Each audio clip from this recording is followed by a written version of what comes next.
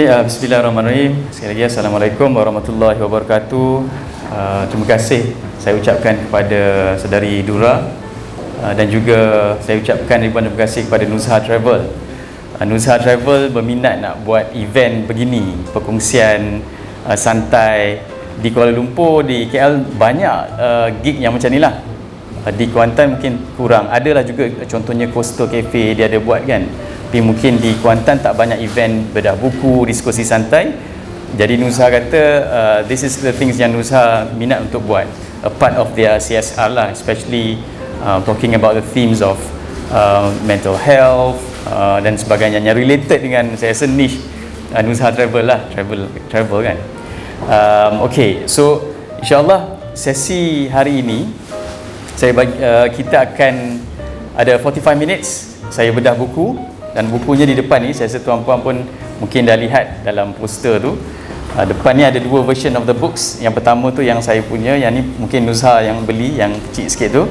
Yang saya tu version lama lah, warna hitam putih tu.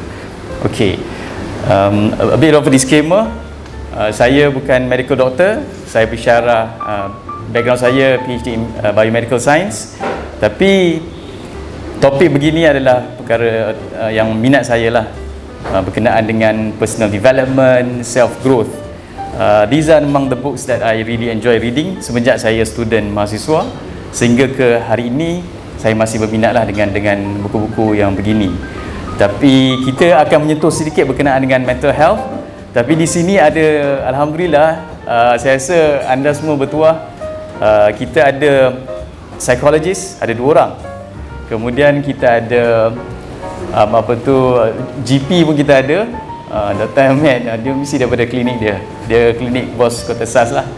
And then ada juga lecturers from UIA that I know, ada juga masters dia dalam counselling. So you are, insyaAllah, jika saya ada perkara yang saya tak dapat pasti, saya boleh tuju je. Okay, so and actually this session also we hope that everyone can get involved. So the 45 minutes would be a one-way session. Saya akan bedah buku. Kemudian the following about 30 to 40 minutes would be session whereby everyone is open to share. Saudara Amma kata best kiranya kita libatkan semua, dan saya percaya that would add value to this book. Dan nanti anda akan lihat buku ni sendiri, dia actually mengajak untuk look at depression not solely as a problem of the brain, but it's actually a problem of the world and how we live in it. Dan a recent juga management of depression also involves society. So and itu saya ada bincang dengan Dr. Nazir, kata banyak juga approach sekarang dah going into social prescribing, social punya approach in dealing with issues of mental health and so on. Okay, jadi I think this is the best avenue also untuk nanti bila kita go through the contents of this book, if you find anything resonates with your experience or maybe your friend's experience, this is the time to share. Maybe some of us might really need it, insyaAllah. Okay, jadi tu sedikit disclaimer dan juga permulaan. Now, saya perkenalkanlah buku ni. Jadi buku ini adalah ditulis pada tahun 2018, okay, oleh seorang jurnalis as well as a depression survivor. Nama dia Johan Harry. Sebutan dia actually Johan Harry from London, UK. Tapi saya sebut Johan lah because of the Malay tongue. Johan Harry, dia depression survivor, and he was diagnosed with depression at a very early age. Berumur 13 tahun, seawal 13 tahun. Dan dia telah mendapat antidepressant. Dia prescribed with antidepressants, maknanya drug to treat depression, up until 31 years old, selama 18 tahun. Cumanya sepanjang 18 tahun itu, yang mana dia telah menerima sehingga the highest dose of the antidepressant, it did not manage to cure his problem. Jadi dia fikirlah, apa sebenarnya masalah? So dia mulakan buku tu dengan dia sebut ada 3 mysteries. So nanti saya akan ceritakan apa 3 mysteries tu, which then led him towards a 40,000 mile of seeking the truth, or bagi dia the truth lah, or information, with 200 interviews with experts, clinical psychologists, psychiatrists, neuroscientists, social scientists, biologists, depression survivors, and so many more people, sehingga dia menulis buku ni lah. So dalam buku ni juga anda akan dapati some evidence of from scientific views, research from these the people that I've mentioned, as well as stories from depression survivor and so on. So bagi saya ia satu buku yang sangat menarik lah untuk dibaca. Okey, struktur buku ni dia ada, the first part tu dia akan cerita berkenaan the 9 causes of depression, yang mana 7 of it does not involve biology. It involves psychology as well as social. Okay, the other 2 is mainly biology, genetics, as well as how our brain reacts towards the environment.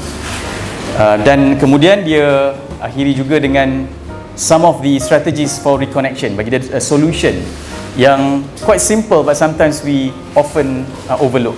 Okay, so itu a bit of this overview. Okay, saya nak mulakan juga dengan the definition of depression. An overview, depression ni bukan sekadar perasaan sedih. Kalau kita lihat WHO, even KKM punya definition, dia adalah perasaan sedih yang berpanjangan. So the keyword would be berpanjangan, dan juga which often would lead towards perasaan hilang rasa minat nak buat benda yang kita minat, dan juga sekiranya sehingga adverse atau severe, dia boleh membawa kepada timbul perasaan nak bunuh diri dan sebagainya. So that would be the depression, berlanjutan, berpanjangan. So dia bukan sekadar sedih, because sedih is a normal, common emotion that everyone should experience. But if it is chronic, berpanjangan, sekurang-kurangnya 2 minggu, then it would be some of the red flags to seek for help. Okay, so ni nanti pun kita boleh go into detail, nanti ramai yang boleh jawab insyaAllah. Okay, so itu saya rasa patut kita tahu dulu, sebab takutkan sebut-sebut depression kita tak dapat the correct definition lah. Okay, so kita mula dengan introduction of the book. So saya pergi very briefly. I hope that I can do justice to this book, tapi somehow nanti kalau you interested, you can actually buy the book itself. The intro dengan kisah Johan. Johan masa tu umur 13 tahun, dia putus cinta. Okay, 13 dia kata 1 kan. Jadi jangan kecam kalau anak Melayu putus cinta dan rasa terganggu, orang putih pun sama je. Okay, umur 13 tahun putus cinta, dan dia menangis dan meratapinya dengan sangat teruk, sehingga kan kawan dia tegur, kenapa react sebegini rupa? Dan akhirnya pun dia admit that there's something wrong, the way he's acting is very wrong. Dan waktu tu dia dah pernah terbaca lah, during that time the talks about mental health and depression was rising. So dia fikir, barangkali aku sedang depressed. Dan at the moment the feeling and the instance that dia tahu dia rasa dia depressed tu is actually benda yang bagi dia bagus lah. Sebab apa? Bila dia tahu dia ada depression, at that moment orang tahu ia adalah a disease, maknanya penyakit, something wrong with the body. And the common established reason is due to chemical balance in the brain. So kalau aku ada penyakit seperti diabetes ke seperti apa, mestilah ada ubat. Jumpa doktor bagi aku sihat. So dia happy lah masa tu. So apa dia buat? Dia berjumpa dengan doktor. Dan doktor yang dia jumpa waktu itu, dia mention bahawa ada this is the quote from the book. Dia kata, there are some people who naturally have depleted levels of a chemical named serotonin in their brains, he said, and this is what causes depression, that weird, persistent misfiring of unhappiness that won't go away. So doktor kata ada that chemical imbalance, a reduced level of serotonin. Serotonin is a hormone that is related with mood and so on. So and that's the established relationship with depression. Saya tak nak go into deeper research, nanti kita bincang kemudian. Ada some latest research. Jadi that's the reason. So dia dah pegang dengan the story, narrative bagi Johan. Okay, aku ada something wrong with my brain, I've been given this drug, and insyaAllah saya sebut pula, dan saya bakal sihat. But that did not happen. Dia dah ambil ubat, nothing happened. Yes, there were times where he took the drug and dia relief lah, and obviously that's due to the drugs response. Tapi even though for about 13 years, increased dose up till maximum, tidak berlaku apa-apa. So the drug that you use is SSRI, a selective serotonin uptake inhibitor, inhibits from the serotonin becoming low lah, lebih kurang. So mungkin ada doctors yang berminat nak tahu drug apa dia yang dia guna. So tak berlaku apa-apa. So he thought of these three mysteries. Waktu tu dia dah jadi jurnalis lah. Yang misteri pertama dia kata, kenapa dos meningkat? Nothing happened. Dua, waktu itu di United States semakin banyak antidepressant, makin banyak jual, and ramai orang ambil antidepressants, semakin ramai. Tapi persoalan tu lah, makin banyak ubat dah diproduce, tapi makin ramai pula yang menghadapi masalah kesihatan mental. Jadi so yang soalan misteri ketiga, sekiranya setelah 13 tahun difikirkan, aku dah on medication tapi tak hilang, adakah sebenarnya ada other causes? Johan tulis dalam buku tu, dia kata dia pun tak naklah fikir soalan ketiga ni, sebab dia akan membuka another story yang rasa macam agaknya apa, dan yelah macam kita kalau tak tahu sebab kan, kita mesti macam lagi stres lah. At least kalau tahu sebab, kita dah lega lah, okay, sebab ni, jalan ni lah kita perlu lalui. So dia pun tak nak go through that path, but he thinks that he needs to do it. It's already been 13 years, nothing's happening, now I've got to do something. And that led towards this journey of 40,000 miles, interviewing about 200 experts and so on. Now, itu yang akhirnya dia setelah temu bual, dia merekodkan 9 punca ini, dan we will go through one by one. Dura akan tolong saya tulis the main points lah. Okay. So the first is, most of the time the problem of depression is due to disconnection, and that's why the book is called Lost Connections. Now, what is that connection that is being lost? Okay, so the first is disconnection from meaningful work. Terputus hubungan dengan apa tu, rasa kerjaya yang ada value ataupun bernilai. Itu yang pertama. Dia mulakan bab ni dengan dia bercerita dengan seorang lelaki, nama dia adalah Joe Philip. So Joe Philip is a guy working in a paint shop. So kerja dia hari-hari, orang datang kata nak cat warna ni, dia bancuh, dia bagi. Itulah kerja monotonous, berulang, sehingga kan dia fikir, apa takkan aku kerja macam mana lah 35 tahun ni aku akan menghadap kerja ini. Sehingga kan apa yang berlaku, dia start to be depressed, and then often every weekend he would lead towards just watching games, minum arak, sehingga kan satu tahap dia jumpa drug, I think it's an opiate based painkiller untuk numb dia punya mind. Jadi setiap kali pagi dia makan supaya pergi kerja, at least aku tak fikir dah. Itu yang dia buat. So these are among what's happening, and he feels that that's the reason of depression. Now, Joe Philip is not the only person experiencing these kind of conditions. Research by a company called Gallup. Gallup company ni is a polling company. You can actually Google it.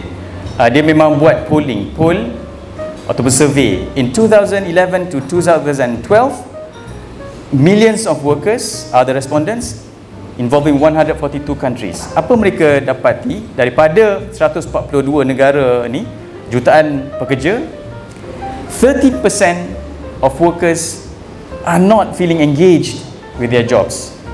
Dia tak committed, dia tidak bersemangat bekerja. 63% are not engaged dengan cara dia sleepwalking, sekadar dia ikut kerja, ikut masa je kerja, tak ada passion. Macam tadi, at least dia tak committed kan, dia tak semangat. Yang ni langsung not engaged, Sleepwalking, sekadar kerja ikut masa. So only 30% are committed and semangat, 63 not engaged, 24% are actively disengaged. Ini yang jenis dia tak minat langsung, sehingga kan dia meremehkan kerja kawan-kawan lain, merendah-rendahkan, sehingga kan they call these people yang selalunya merosakkan the company lah. An amount of 24%. So if we add up 24 plus 63, it's a total of 87% of people who don't like their work, tak suka pun kerja.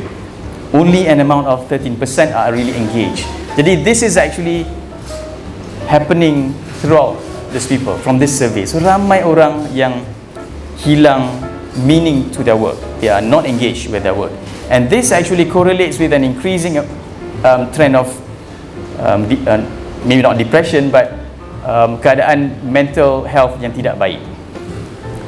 So bayangkan sewaktu itu mungkin kerja masih lagi 9 to 5, but now kita bekerja sampai bila tu Dr. Zack buat research malam balik baca paper, and our KPI okay, kerja sehingga malam. Dr. Ahmad, saya minta maaf lah doktor, memang life you all dah begitu kan. And what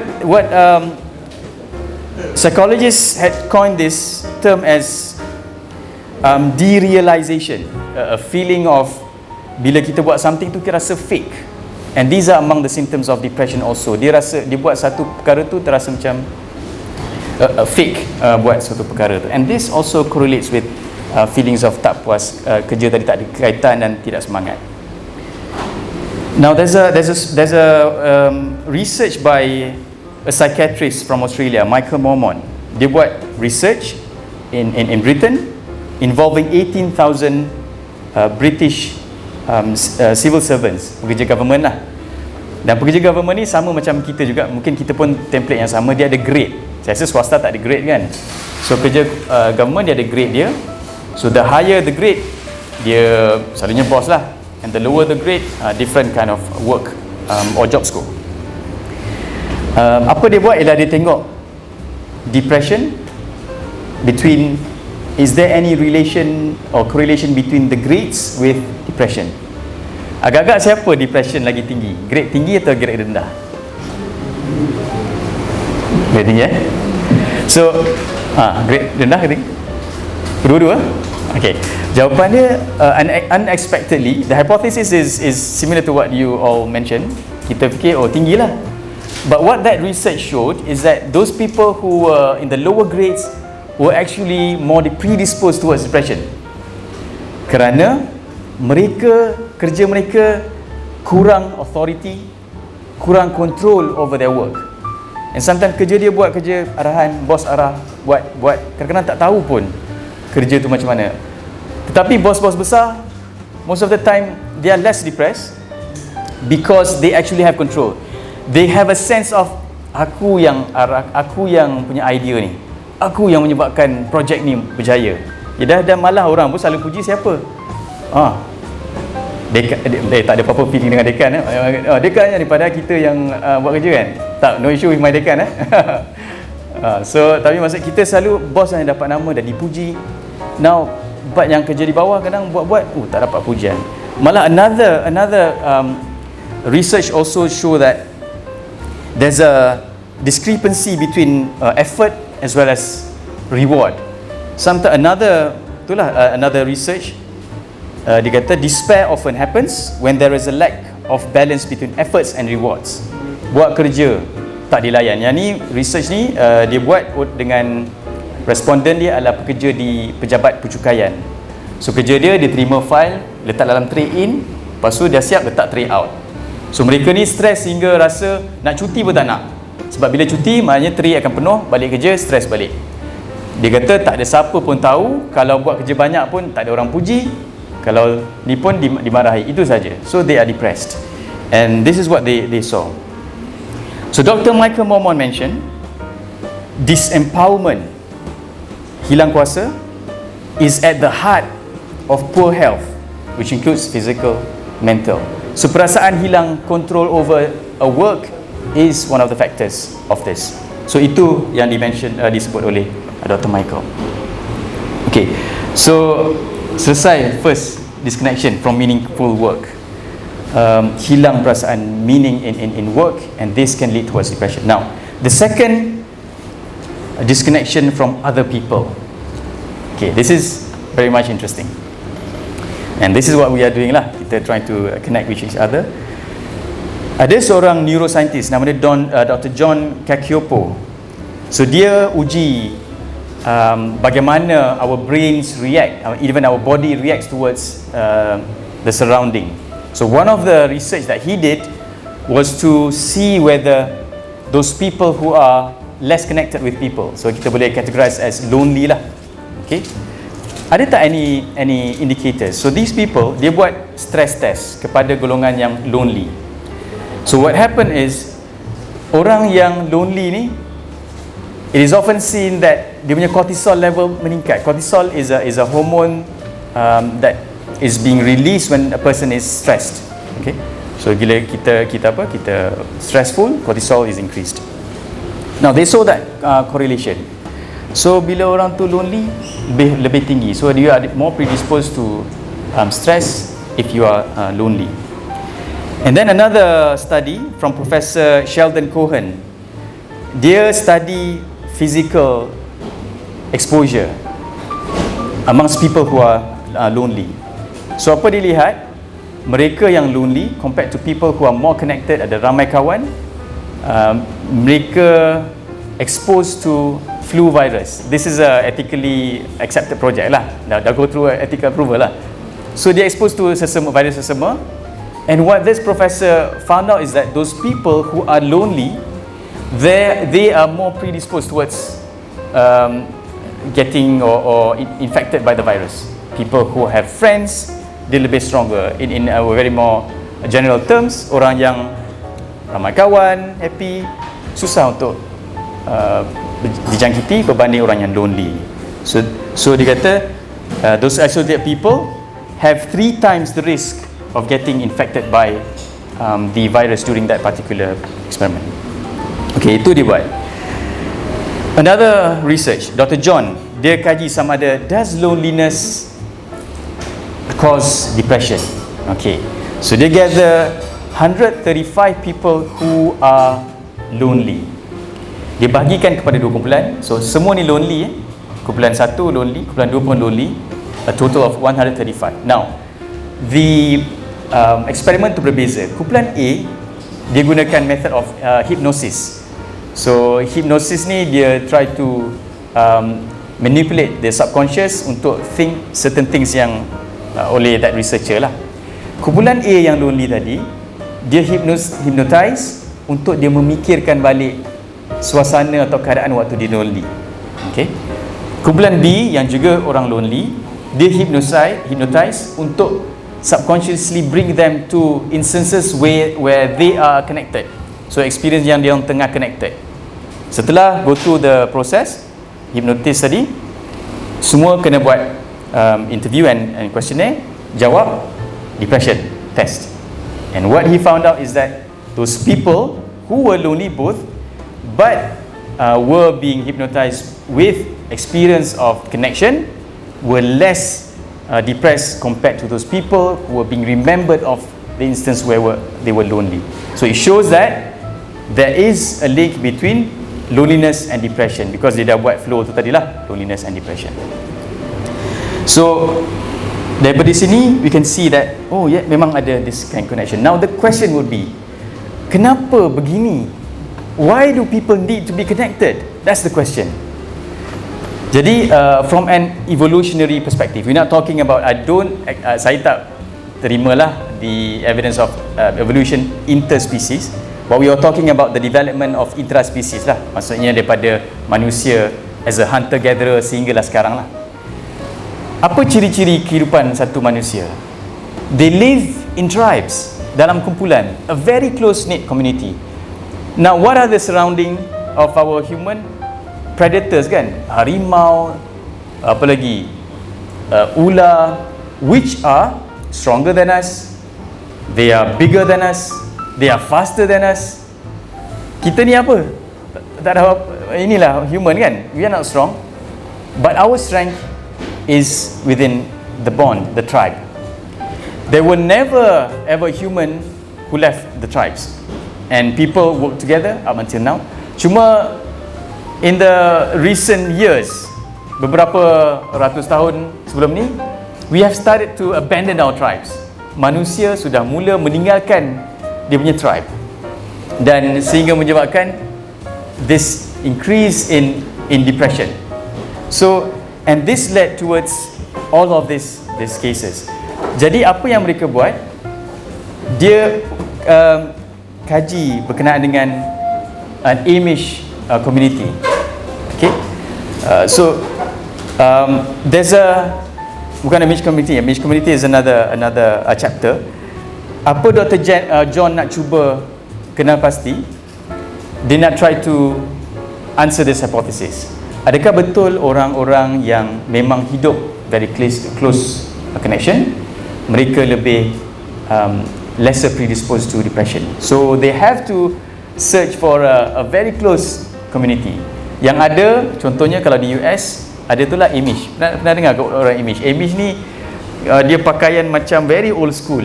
Perempuan yang macam pakai skirt labuh tu, selalunya ada napkin kat kepala, warna putih macam ni. Lelaki dia pakai macam farmer, kadang ada getah tu. So there's another similar community panggil Hutterites. So these people are fundamental Christians. Dia tidak accept any use of commercial things.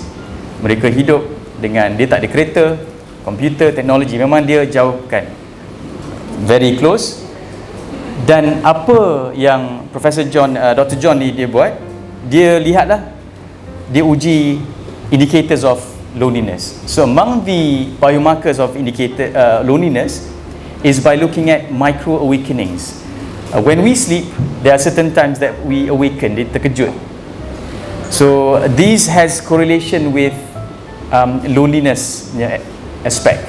So kalau you terkejut banyak, so most likely there's a correlation with you have some kind of stress, okay? Lonely. Dan dia lihat mereka yang Hutterites ni, they have among the lowest amount of micro awakenings compared to other people who they tested. So it shows that there's that correlation. People who really live in community, micro awakenings dia sangat kurang. Now micro awakenings ni kenapa terjadi? If you look at our body, kita memang senang terbawa, kita still bring certain physiology of our ancestors. Contohlah fight or flight. Fight or flight is a condition whereby kita berjumpa dengan satu fear dan kemudian kita stress. That's actually true. Sebab our gastrointestines, we stop to undergo all this metabolism supaya body utilize all the ATP, all the energy untuk lari, all the muscles. So cumanya this criteria or this biological construct berlaku disebabkan preparation untuk tu lawan harimau, lari daripada ni. Tapi sekarang malangnya kita bila stres, kecuk perut. It is not a life threatening situation, but we still bring those kind of mechanism. So this is similar tadi lah, micro awakenings and all of this. So if we can acknowledge this, we can also acknowledge the situation whereby loneliness and leaving the tribe can actually signal something wrong. So Professor Robert Putnam dia kata, these conditions bila kita leave the tribe, so apa yang berlaku kepada orang yang bersendirian? You tak boleh tidur, mestilah you nak tidur pun fikir, alamak kan harimau pula datang. So terjaga. Now sometimes you get the body tries to respond by easily getting takut, you sakit cepat, and this professor mentioned that this is actually the body trying to signal, now get back to your tribe. Kalau tidak, kalau you sakit, siapa nak jaga you? So you have to go back to your tribe. And that's why we are feeling this kind of this depression and so on.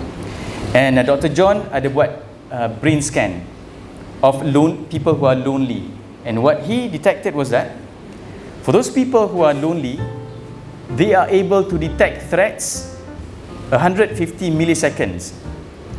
People who are socially connected people, 300 millisecond, lambat 2 kali ganda. What does that mean? Orang yang lonely, dia cepat dia fikir ada ancaman. 150 milliseconds. Orang biasa connected 300, lambat lah. Sebab apa? Dia macam bersedia. And this response also includes macam ni lah, trigger cepat, terasa, sebab kita rasa ancaman je. Orang yang lonely lebih mudah terasa, ni ada apa-apa ke kat aku, mudah terasa dan sebagainya. So this is also signs of that condition tadi. Maknanya we have brought through all this kind of biological, not burden lah, tapi it's kind of how our body adapts. So kalau kita boleh fikir daripada sini, one way is lah, kalau you meet a person who is depressed or having difficulties, just try to reassure them. Kadang-kadang mereka tu tadilah, kalau kita lihat this brain scan, dia lebih senang rasa threat. Give them some love, bagilah masa. The way that they kind of feel and then perceive people might be a bit different due to this biological characteristics also. Cumanya bila kata lonely ni, we should not take it as being alone. Bahasa Melayu dia lebih bagus saya rasa. Keseorangan tidak sama dengan kesunyian. Okay? Keseorangan ialah physically. So dalam ayat ni dia kata loneliness is not the physical absence of other people. It is the sense that you are not sharing anything that matters with anyone else. Loneliness is a condition whereby we are disconnected. For example, kalau you sakit and then you masuk hospital, and you sakit pula, you tak ada kawan, you tak ada family, you masuk hospital kan bising. We have a pakar kat sini, internal medicine. Macam mana condition kat situ? Bising. So you are not lonely, right? But if you are lonely, you are not alone, but you can be lonely.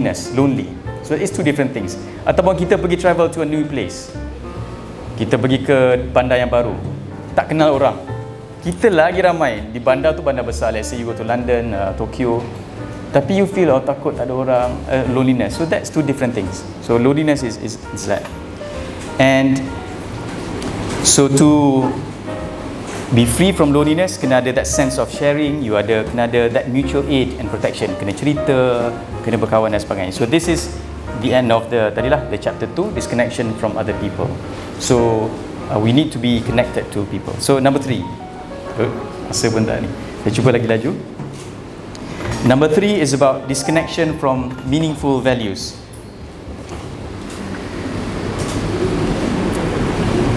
There's a American psychologist, Professor Tim Kasser. Dia ada buat satu questionnaire called Aspiration Index untuk uji sama ada sejauh mana seseorang tu menilai duit dan material lah.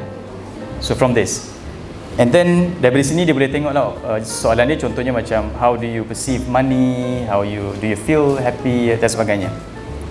Result dari situ, dia melihat orang-orang yang materialistic, dia yang merasakan bahagia tu dengan harta, they are more predisposed to depression and anxiety.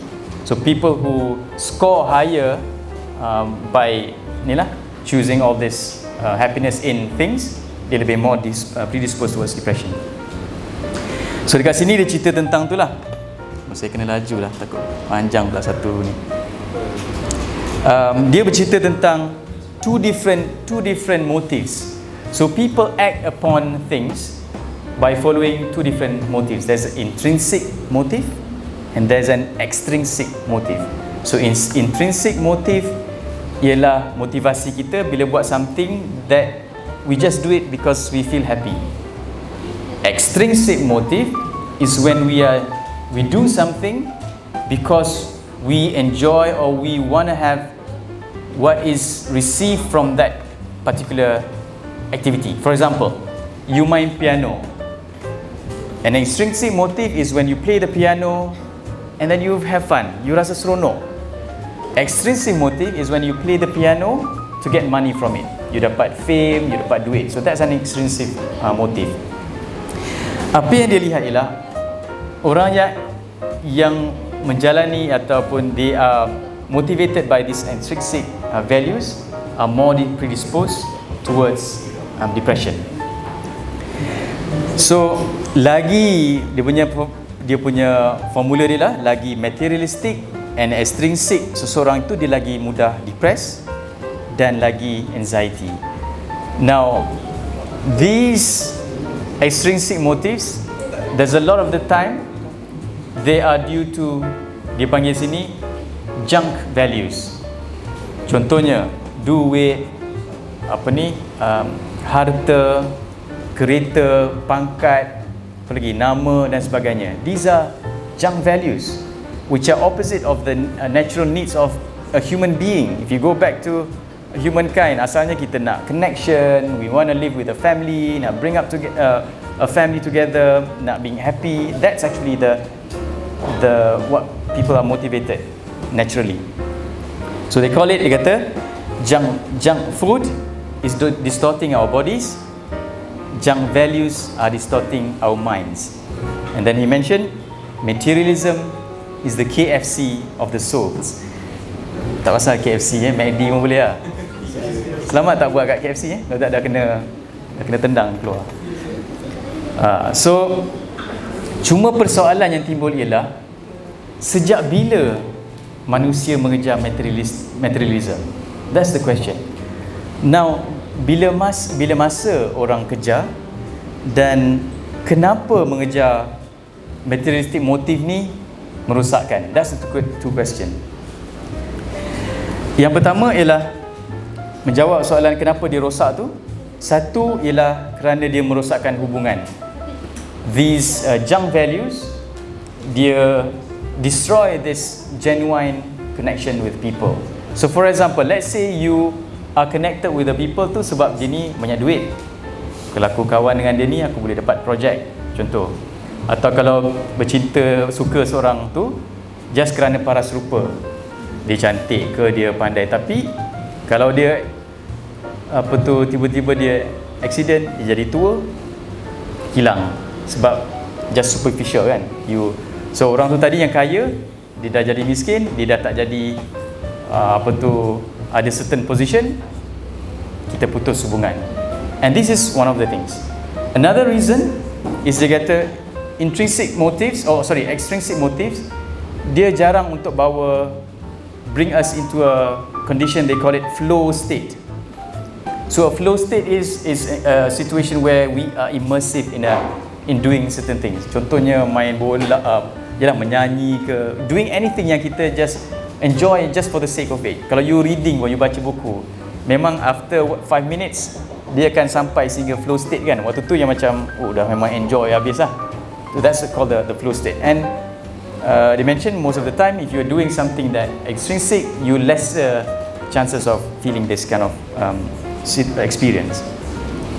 Nombor 3 ialah kita kalau fulfill extrinsic motives, kita terdedah kepada sentiasa fikir atau perbandingkan dengan orang lain.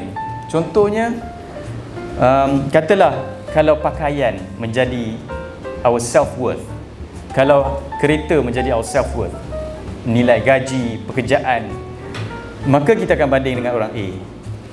Tapi one day kita dah achieve, ada pula lagi tinggi.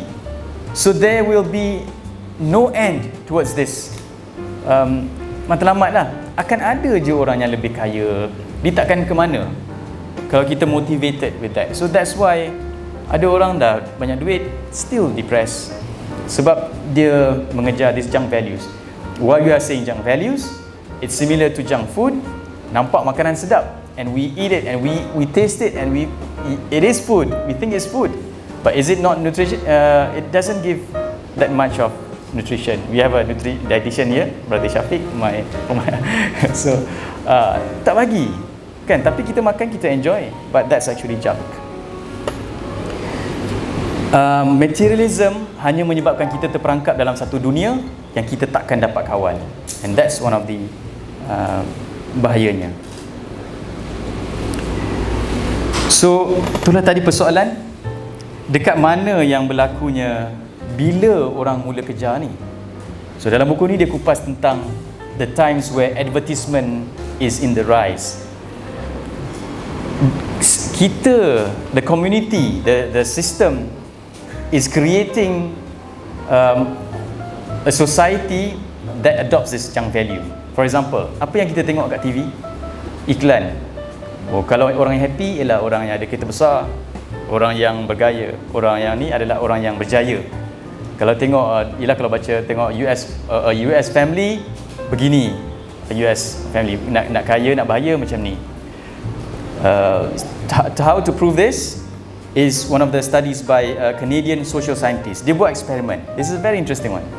Amongst boys, ada dua kumpulan. Dia pecah pada dua kumpulan. Satu kumpulan budak-budak ni tengok iklan mainan, plastic toys. Satu kumpulan lagi tak tengok mainan. Okay. So selepas dah tengok mainan, kumpulan yang tengok mainan tadi, dua-dua kumpulan nanti dia akan cakap, okay, we have this boy, where we're gonna offer you to play with this boy. Actually, you have two boys. So one of this boy, he has a toy, but dia nakal sikit. He's I don't know whether he will share you with this toy, tapi dia nakal, budak yang nakal. Satu lagi, budak yang sangat baik. You enjoy playing with this boy. Okay, offer tu kepada yang A tadi. Kumpulan budak tengok iklan, kumpulan budak tak tengok iklan, sama juga. You ada option pilih A, Ali ada mainan tapi nakal. Abu tak ada mainan tapi Abu best, seronok main. Apa agak-agak result dia? Result dia shows that these boys who watch the advertisement, they chose siapa? Ali, that naughty boy but had toys. Now those boys who did not watch the advertisement, who did they choose? Abu, who did not have any toys, but they were dia dah beritahu bahawa dia ni budak yang baik, boleh seronok main. Now it shows that advertisement telah mengganggu budak-budak untuk memilih apa priority dia. Mainan tu lebih baik, walaupun budak tu nakal, tak apa, yang penting aku dapat mainan ni. And we can even see that in certain countries to this day they have banned advertisement. Greece, I think, is it Sweden? So dia ban any kind of advertisement that targets kids. Sebab budak-budak ni mudah untuk ganggu. Sao Paulo had once did a policy to ban any outdoor advertisement. Sebab dia kata, for example, if we see pollution in the air, we ban the factories yang produce asap. But if we see this pollution in values, why don't we ban those who are showing them? That's kind of what Sao Paulo is trying to do. So dia ban terus these big outdoor advertising. So this is when our society started off all this advertising, kita dah hilang what is actually important for us. Disconnection number 4 is from childhood trauma.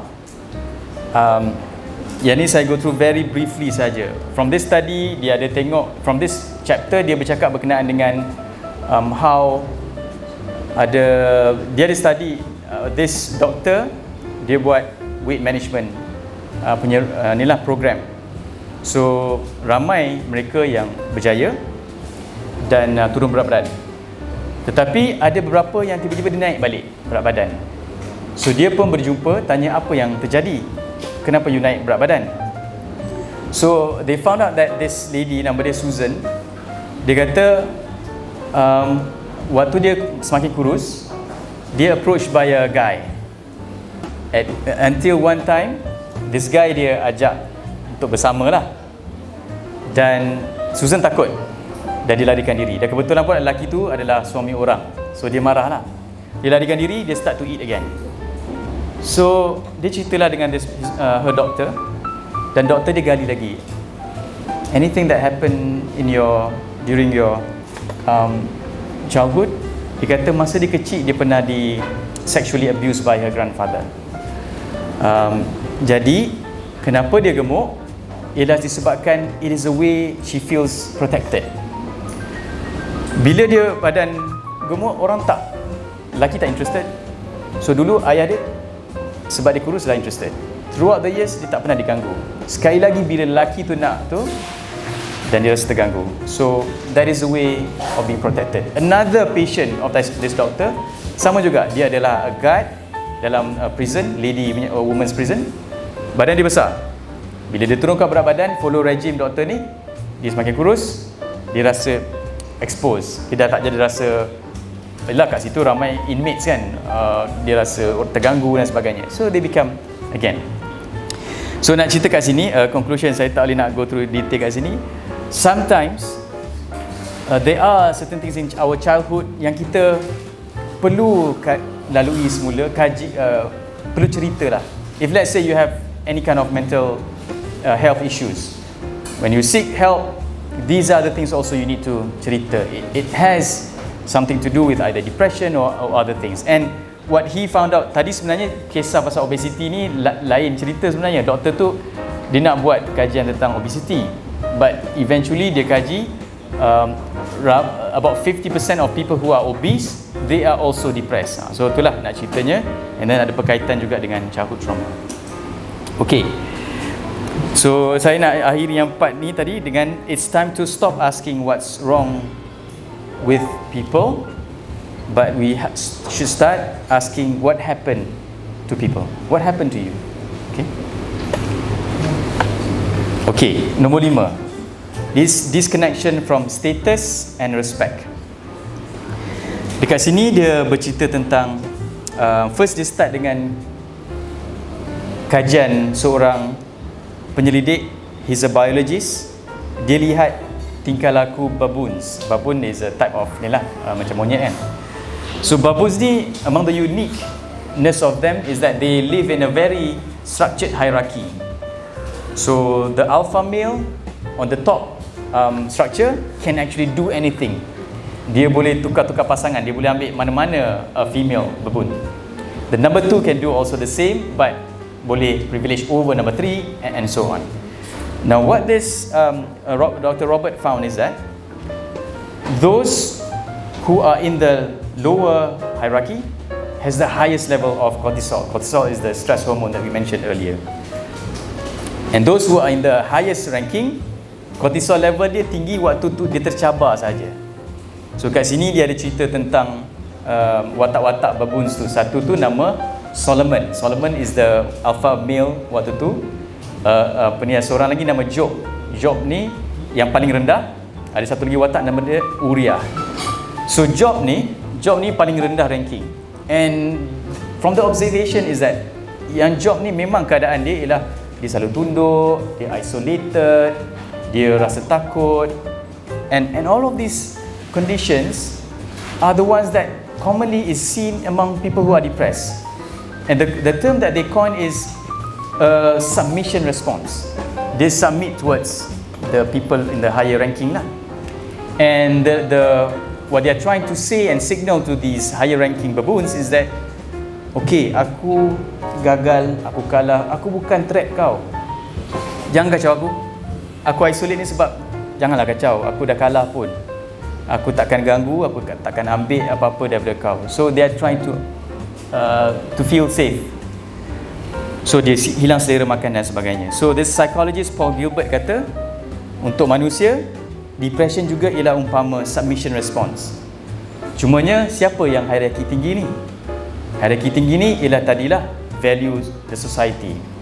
Tengok Instagram, oh ada orang lebih cantik, oh kawan aku lebih kaya, kawan aku share kereta mahal. So people who thinks these are really important, alamak, okeylah aku kalah, aku memang tak boleh pun. I'm depressed. Dan semua ni bagi dia ialah respon kepada dunia yang memalukan dia. So in the TV dia tengok, oh berjaya begini-begini. So people who thinks that is what is the value in society, dia akan rasa tercabar dan submit to this, admit kekalahan. Okey. Cuma tadi ada satu tu pasal Uriah tadi kan. Ada one story tu dia cerita Uriah ni, tadi Job kan. Uriah ni one time dia cuba untuk kalahkan Solomon. Ni memang nature berbones lah. Dia try nak jadi alpha male pula. Dan akhirnya dia berjaya lah. Solomon dia lawan-lawan dan akhirnya Solomon tu jatuh. Dia cuba nak naik balik, dia diganggu oleh pula yang berbones yang lain ranking. But eventually Solomon was being dispelled from the group and dia lari. So bila uji, cortisol level dia sangat tinggi. So another thing is when you are at a high ranking, you are being challenged and you lost your status, that's also another time when the cortisol peaks up. Tu saya perlu sebut juga. Okay, another social scientist looked at the mental health amongst the society. Apa dia lihat ialah banyak negara-negara yang terlalu hierarki ni, structure, economy gap, and dia punya structure gaps ni tinggi.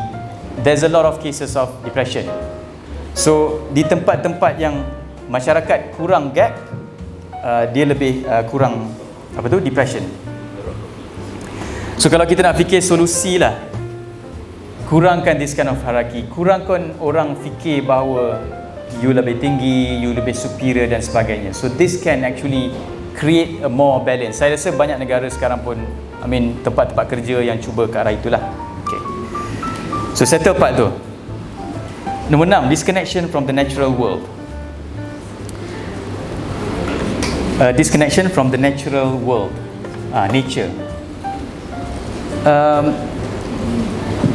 Biologist melihat banyak instance bila haiwan ni dia keluar daripada habitat dia, dia start to show awkward features. Macam contohnya kalau dia kata parrot, dia akan start to cabut feather dia.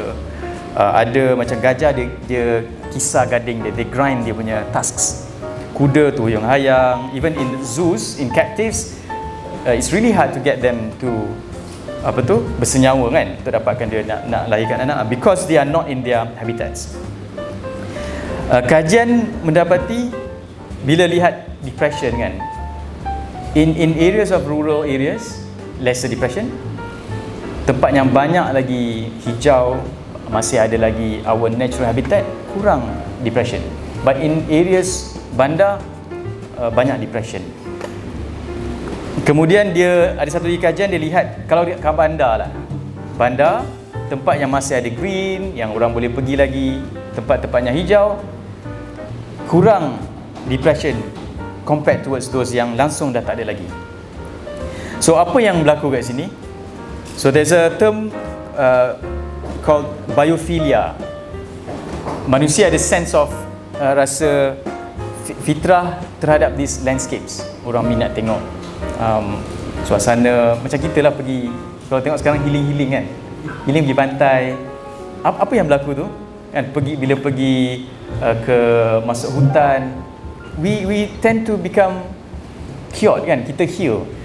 Now what happens is that when we are in a state of, katalah kita tengah depressed, kita tengah sedih, and due to certain issues, we are kept to thinking of pasal kita je. But when you go outside, you tengok alam. One thing is that because of kita dah ada natural instinct, our own habitat yang asal. Tapi bila you tadabbur, you tengok, you actually have a sense that dunia ni is not just about you. You are actually in a greater world. You ni a very small subset. Apakan lagi masalah kita kan? Bila keluar rupanya banyak lagi aku boleh pergi. Kehidupan ni bukan dalam kongkongan yang aku ada isu-isu tadi kecil tadi.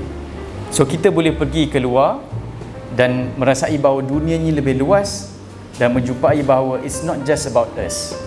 And then when we explore, di situlah kita rasa there's more to this. There's more to this than what we are feeling at the moment. So that split second that happens during that time can actually bring us. Bila kita tengah murung ni, sometimes tak nak fikir dah. But when you go outside, you break sekejap and you start to rationalize. Okay, kita kena berhenti kat situ yang tu. We go to the 7th, disconnection from a hopeful or secure future. Hopeful and secure future. Okay. Dekat sini dia bercerita tentang cases of community native Canadian. So di America, even in the Canada kan mereka ada natives kan, Red Indian and so on. So this psychologist named Michael Chandler, dia melihat bahawa banyak kes bunuh diri di kalangan the First Nation. First Nation ni is a term for natives di Canada. Kalau US dipanggil Native American kan, kalau Canada dipanggil First Nation. Kalau kita kat sini panggil orang asli lah. Kalau di Australia, Aborigine and so on. Now what they found out is that there's a lot of cases of suicide amongst First Nation who are in dia panggil apa tu tempat tempat kerajaan, apa nama dia, reservation dia yang reserve for these people.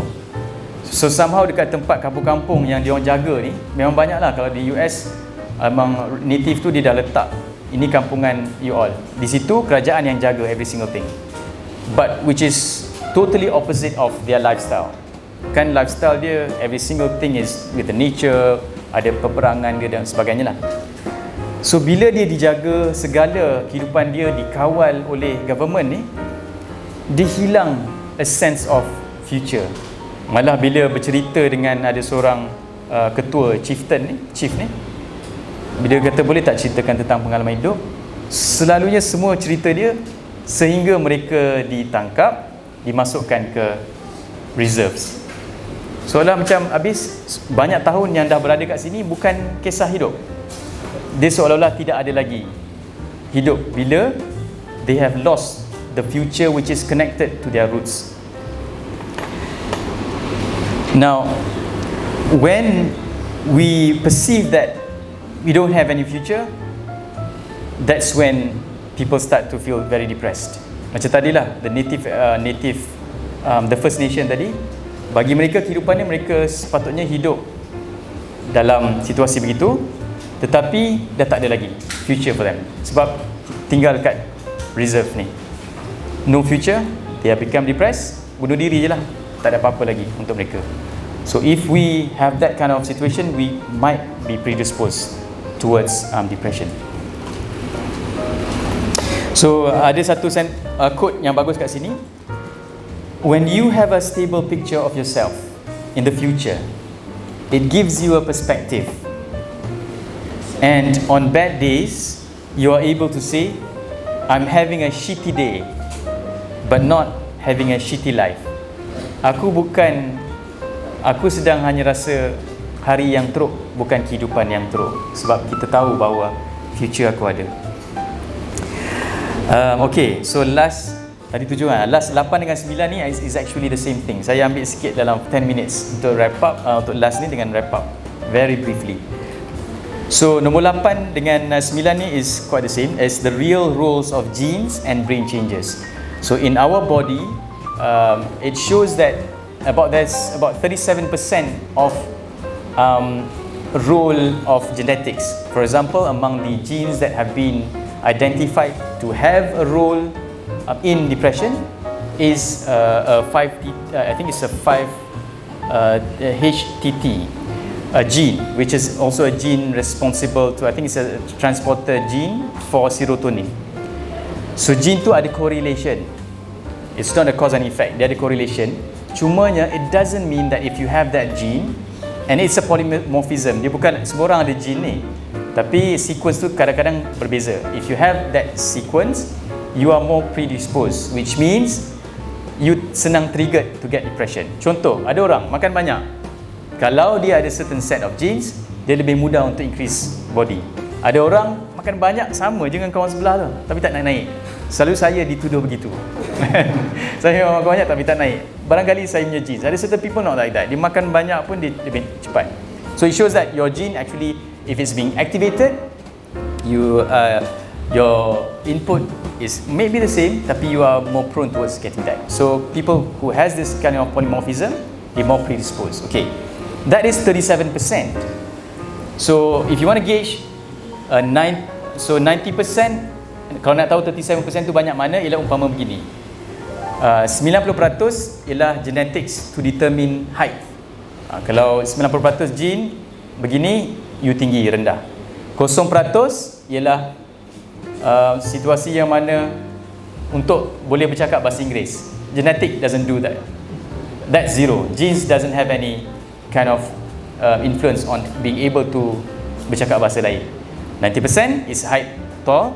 37% is tadilah genes tu. Okay, that's amount of role of gene. Satu lagi is about brain changes. Ni nombor 9. Our brains has the capacity they call neuroplasticity. Dia boleh berubah. Contohnya ialah dengan kita menghafal apa semua tu, our brains build synapse towards amplifying this knowledge. Jadi apa yang berlaku, contohnya lah kalau orang tu dia taxi driver, dia perlu menghafal all the routes kan, laluan-laluan semua.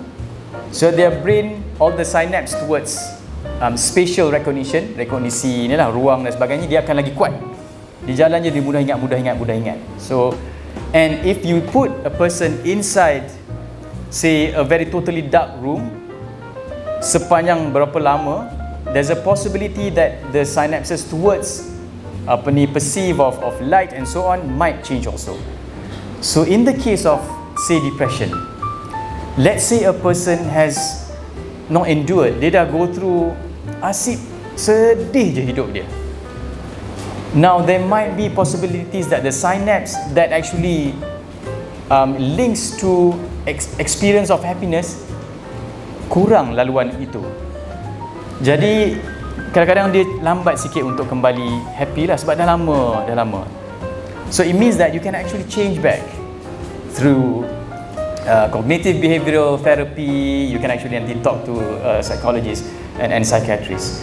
So these are the ways also how the brains can actually determine whether we are predisposed to depression or not. Okay, itu yang terakhir. So habis part tu 9 lah cover kan, 9. Okay, now last berkenaan dengan reconnection strategies.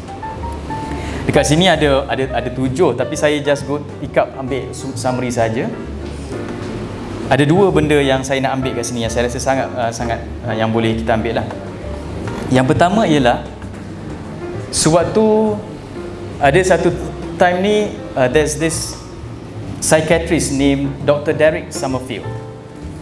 Dia dihantar ke Kemboja untuk mengkaji berkenaan perkaitan periuk api dengan depression. So kan after the war, Kemboja banyak periuk api dekat dalam ladang dan sebagainya, ramai yang hilang kaki dan sebagainya. So dia pun pergilah ke Kemboja. Lepas tu juga dia membawa juga antidepressants. Tapi masalahnya di Kemboja dia tidak ada term in Khmer. Khmer is bahasa ni lah, Malay is our language. Khmer, there's no term for antidepressants. So dia pun tanyalah, do you have this kind of antidepressant? Dia kata what? Dia cakap mungkin English.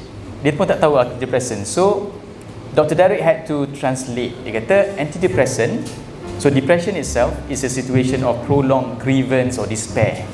Antidepressant is a medication to solve it. So dia kata yes, ada. Dia ada antidepressant. Tak tahu apa dia cerita. Dia cerita pasal satu kisah ni. Dia cerita pasal seekor lembu. Okey, itu antidepressant dia. Kisahnya begini. Ada seorang lelaki ni, dia dah hilang kaki, dia tu periuk api. Dia adalah paddy farmer, pesawah, hilang kaki, terpijak periuk api, tak boleh kerja. Dia pun dah dibagi kaki palsu, but still nak masuk sawah macam mana kan, susah. Depressed, rasa tak ada future, depression. Akhirnya jumpa lagi doktor, depression lah. So tadi dah tak boleh kerja, depression, jumpa doktor. So that doctor mula-mula dah bagi kaki, depression pula. Dia panggil dia punya neighbours, and they discussed, and what they finally the solution that they achieved is bagi dia seekor lembu, yang mana this kemudian dia bela lembu tu untuk perah susu. Dan akhirnya dia ada kerja barulah. Perah susu tak adalah perlu masuk ke sawah kan. Dia dapat pendapatan, boleh hidup, dan akhirnya solve the issue of depression. No more depression. Now, so that kemudian tadi kata, inilah our antidepressant. Lembu tadi. Lepas tu, so Dr. Derek macam boleh lah. And so, you know what? In those areas, actually there are antidepressant which is not necessarily drugs. It can be in a form of that. So that's one story. Another story that is interesting, in London. Ada satu tempat tu, Bromley by Bow Health Centre. You can actually Google it nanti. Dekat London, it's actually a community centre. Ada health punya wing. Ada this nurse, dia ada depression lah. So dia jumpa doktor. Kata dia depressed, and the doctor, I think was a GP. Dia tak prescribe antidepressant. Dia kata, we have 25 volunteers. I nak you pergi join 25 volunteers ni. There's a piece of land in kat mana, kat London, I can't remember specific, tapi tempat tu macam kotor lah. I want you and the volunteers to turn this place into a garden. So mereka pun pergi situ. Semua orang zero, tak ada apa-apa knowledge about gardening. Startlah baca macam-macam dan tak kenal semua orang. Dan semua orang situ juga adalah with symptoms of depression. Mulalah setiap 2 hari, seminggu perlu datang as a therapy lah. So itu dia punya prescription. Buat. Apa yang berlaku? Mereka bercerita dengan kawan-kawan. They get connected to each other. Dalam keadaan yang very easy, santai, bercerita masalah masing-masing. One of this guy is homeless. Dia selalu tidur dalam bas. Eventually seorang ni kebetulan walaupun dia depressed, tapi jenis orang yang vocal, dia pergi call macam di sebandaran. Dia lalas, pendek cerita, dapat rumah. Kawan tu dapat settle masalah homeless, dapat dah rumah, settle issue depression. Garden menjadi, orang datang melawat, happy. Seorang ni dapat berkahwin pula dengan orang tadi. So eventually that gardening punya aim tadi telah solve this issue of depression among these people. No drugs being involved, but with this medication and dengan monitoring of the doctor lah. Okay, so I think that shows. I think that's dia panggil this social prescribing lah, doing this kind of works.